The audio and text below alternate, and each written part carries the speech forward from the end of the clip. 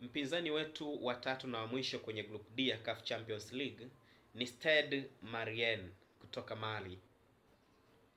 Ni klabu kongwe pale Mali, ilianzishwa mwaka 1960 na makao makuu yake yapo pale Bamako, Mali.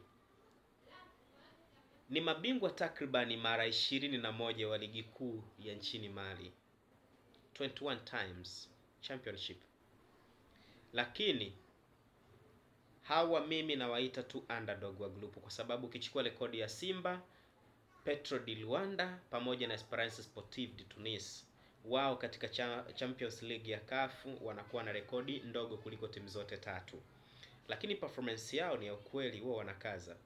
Lakini kwa uwezo wao ni hapo. Wamekuwa na jeuri wanapotumia uwanja wao nyumbani unaojulikana kama Stade 26 Mars. Stade 26 Mars Stadium. Kwa hiyo na sisi tutawafuata hapo.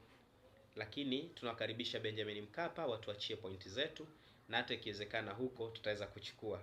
Huyo ndiye underdog, lakini tusimpuuze. Msimu uliopita kwenye CAF Confederation Cup alikung'utwa na Stellenbosch goli 2 na akatolewa. Kwa hivyo sisi huyu tunamchukulia tu kama mpinzani, lakini kwenye grupu nzima kwa weight na rekodi zote ni kama ni underdog, tuseme hivyo. Yes, tunamudu na tutamkabili.